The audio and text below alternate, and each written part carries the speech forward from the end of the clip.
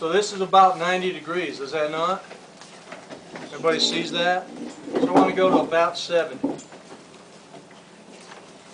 Who's got a goniometer? Who wants to challenge the professor? Oh, I win money on this one. Alright, so it's about 70 degrees. This is neutral. Neutral position. I want her at what? About 10 degrees. About 10 degrees, that's all. Just a slight movement as far as the forearm's concerned. My hands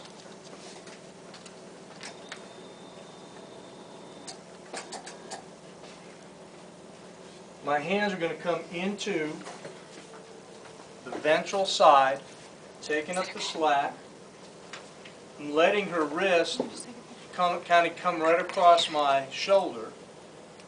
And I take up the slack, get my elbows together, and I'm kind of scooping. Okay? Not doing this.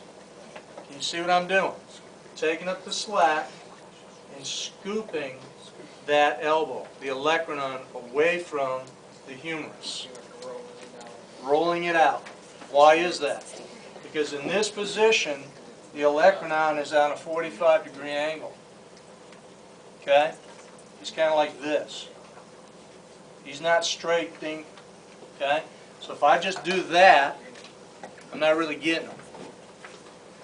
So I let my shoulder kind of come in, and so her arm's resting onto my shoulder or onto my clavicle. So I got to get in there tight, don't I?